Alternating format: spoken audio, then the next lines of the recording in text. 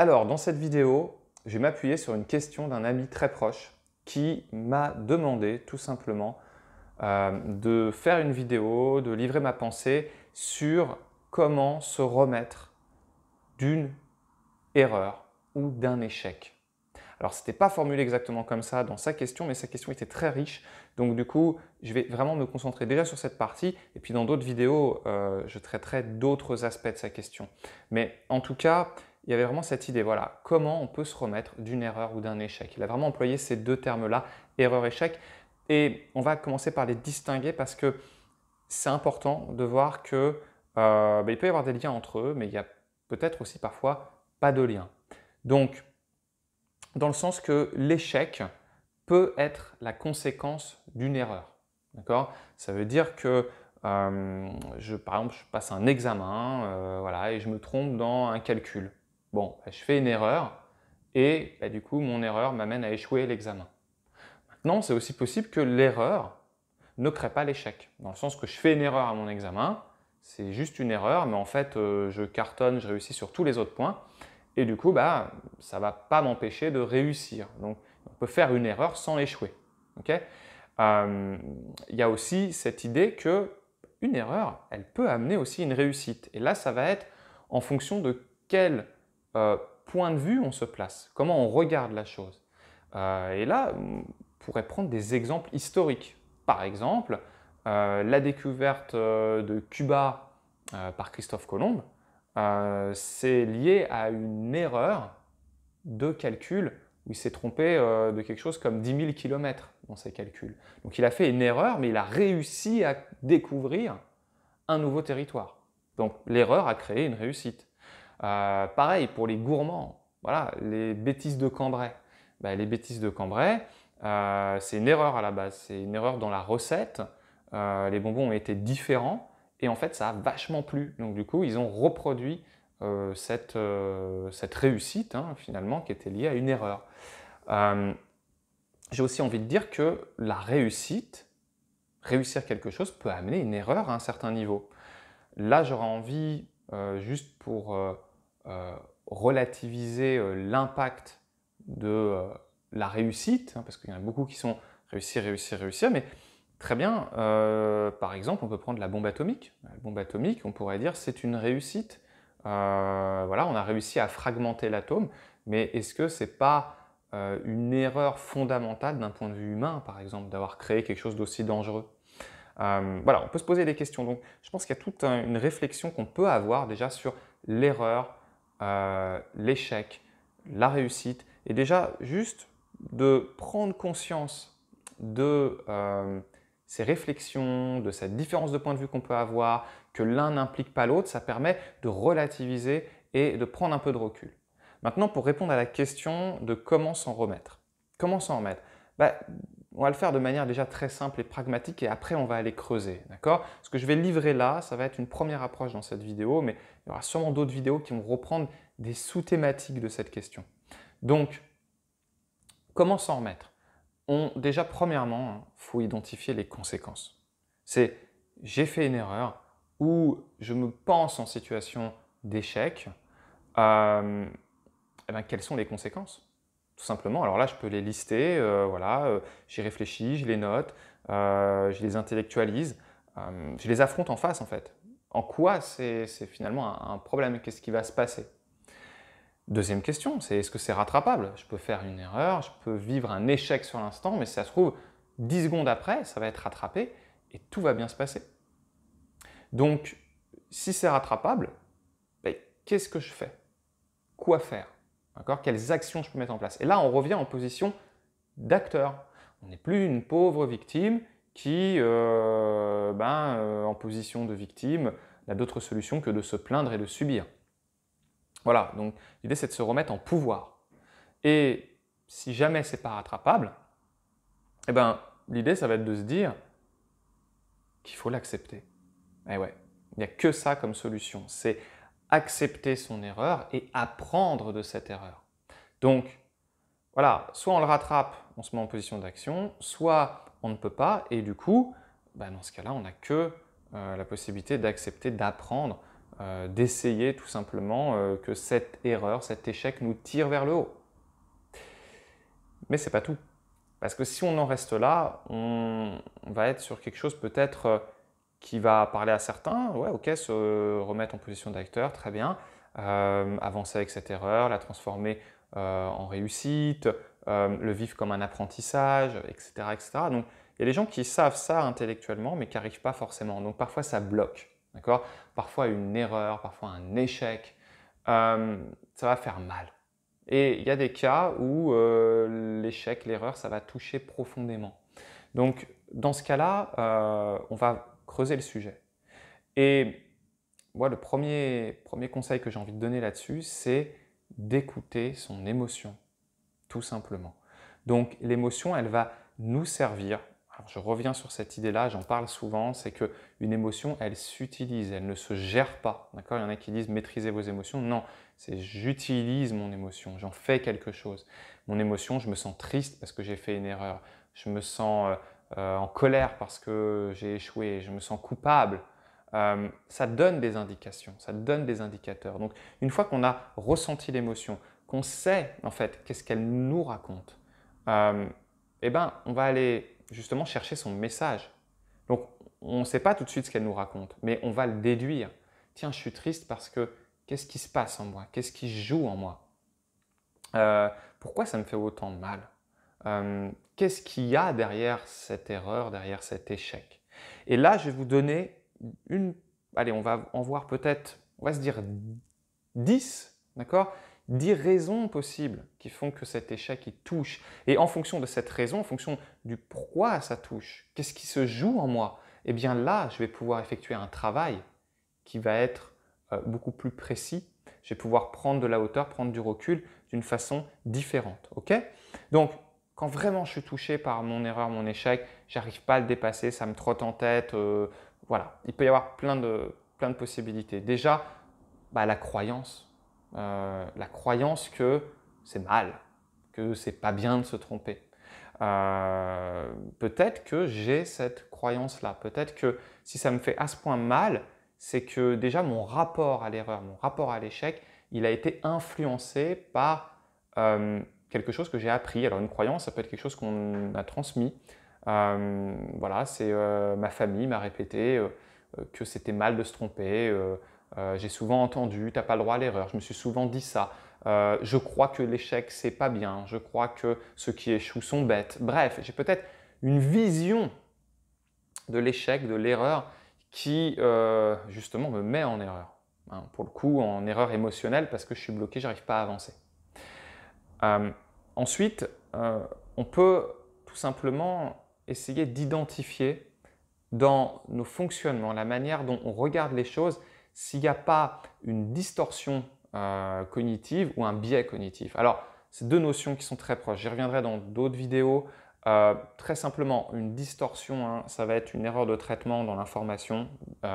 Et un biais cognitif, ça va être la manière dont on traite l'information qui ne va pas être totalement efficace. Bref, on ne va pas trop se prendre la tête, mais sur, par exemple, une distorsion cognitive, on a la dichotomisation, par exemple, qui peut être liée, qui peut créer quelque chose de compliqué par rapport au rapport à l'échec ou à l'erreur.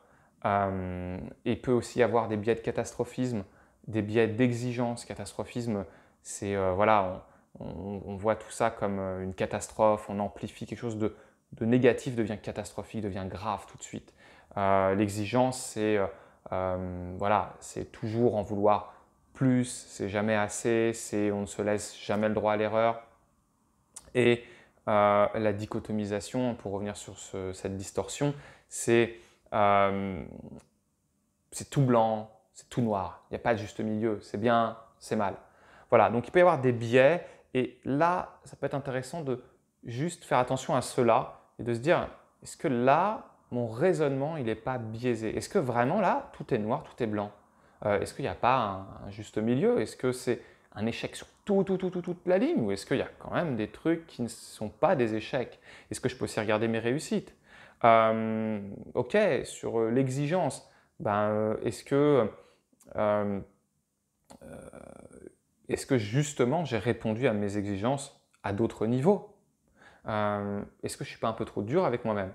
Et est-ce que c'est vraiment une catastrophe? Voilà. Donc là-dessus déjà, en identifiant ces biais cognitifs, ces distorsions, on va pouvoir euh, prendre déjà du recul. Ensuite, tout ça, ça peut nous mener au fait que ça révèle une mauvaise estime de soi, tout simplement. Si à la moindre erreur, moindre truc qui ne va pas, on est dans la flagellation, on est dans « je me blâme », on est dans je me dis que je suis nul, je me parle mal », là on vient sur l'estime. Et là, je vous invite à voir la vidéo que j'avais tournée sur l'estime de soi. C'est une clé fondamentale. Si je ne m'estime pas assez, bien sûr que dès qu'il y a quelque chose qui ne va pas se passer comme prévu, je vais mal le vivre. Donc, ça peut aussi être par rapport au regard de l'autre. Est-ce que j'ai peur du regard de l'autre?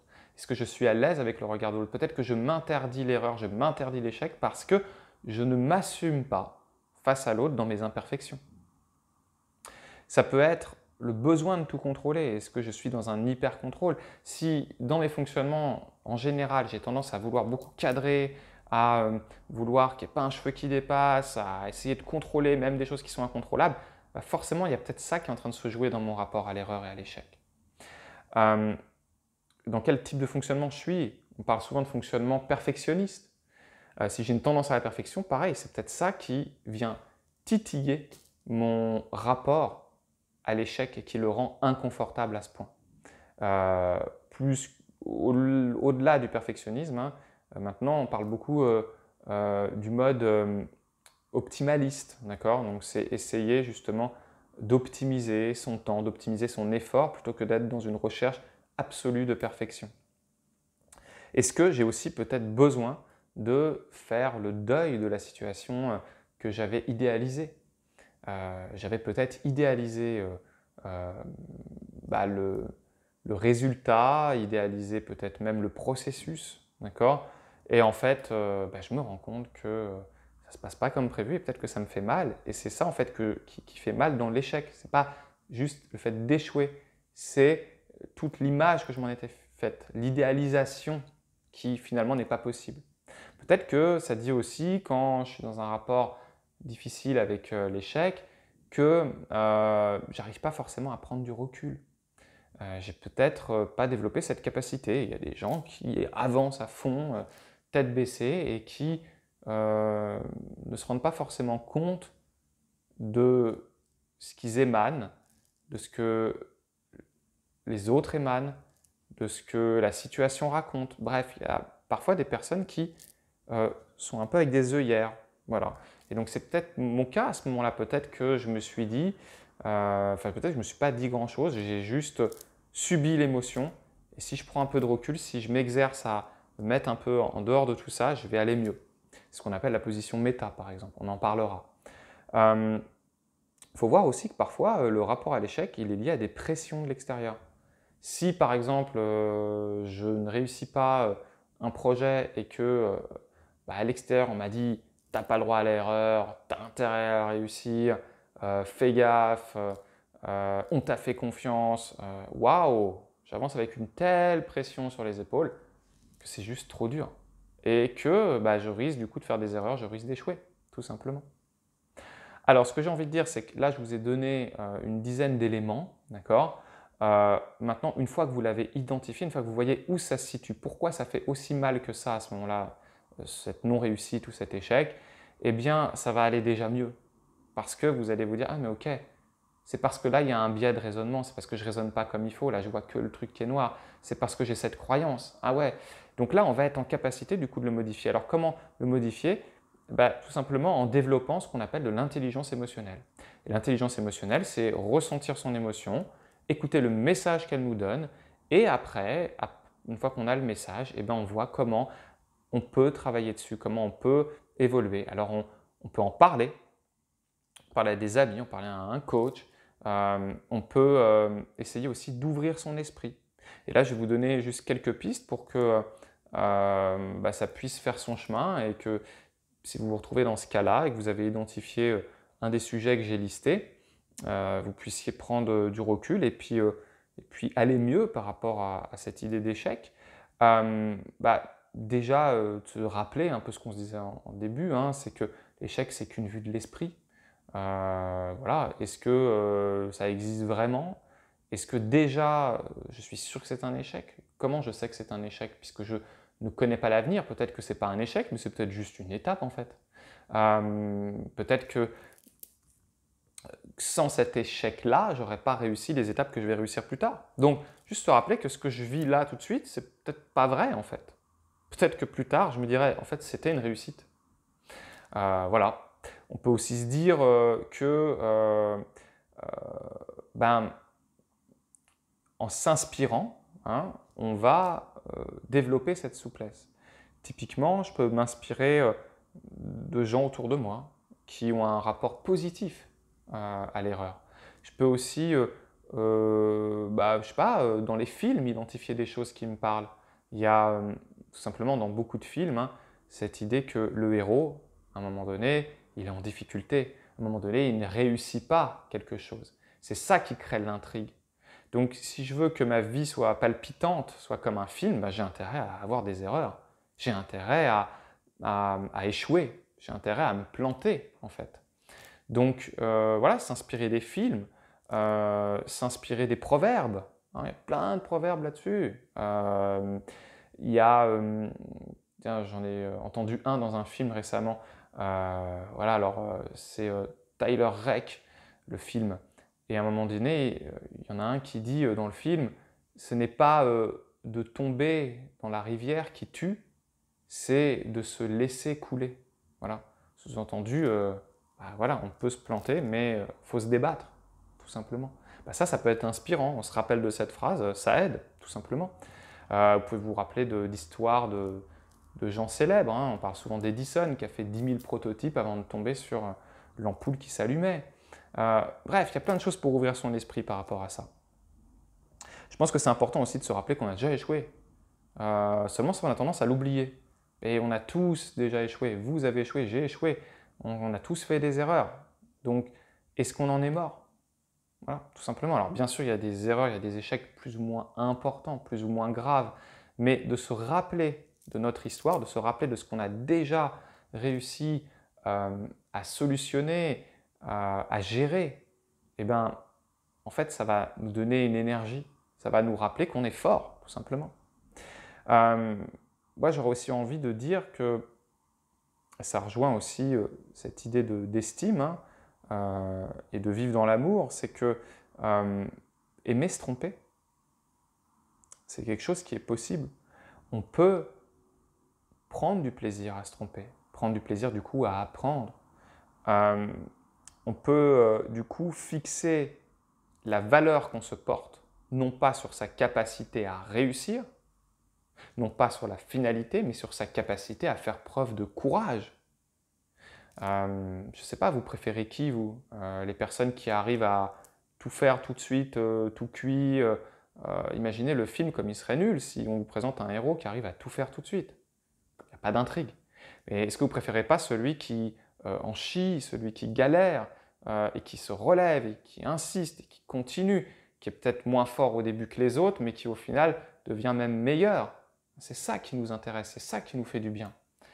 Donc voilà où je place la valeur que je me porte. Et puis, je pense aussi que se lancer des défis, ça c'est important. S'exposer, se montrer. Vous voyez, là, je fais des vidéos, voilà, je m'expose. Et en m'exposant, je risque aussi de faire des erreurs, qu'il y ait des choses que je dise qui ne plaisent pas forcément à certains. Voilà. Donc en m'exposant, je gagne en souplesse par rapport à l'erreur, par rapport à une situation que peut-être si je ne m'étais pas exposé, si je ne m'étais pas entraîné, eh bien je l'aurais subi beaucoup plus fort. Vous voyez? Donc une exposition mesurée, alors il ne s'agit pas de sauter dans le grand bain tout de suite, mais peut-être de commencer à accepter de dévoiler ses failles, prendre le risque de se tromper sur des petites choses. Voilà, on peut tout simplement essayer de réussir à échouer. Voilà, tout simplement. Et bien sur ces paroles, je vous laisse et je vous donne rendez-vous pour d'autres vidéos. Cette vidéo a été un peu plus longue parce qu'elle parle vraiment d'un sujet capital. Je reprendrai des points bien sûr dans d'autres vidéos. Là, c'est pour vous donner une vue globale de ce sujet qui est vraiment précieux dans le développement personnel, que j'accompagne très régulièrement dans les coachings parce que quand on arrive à changer son rapport à l'erreur, changer son rapport à l'échec, en fait, il y a plein de possibles qui s'ouvrent et notre vie s'en retrouve vraiment transformée dans le sens beaucoup plus apaisé. Voilà. Eh bien, je vous dis à très vite. Salut!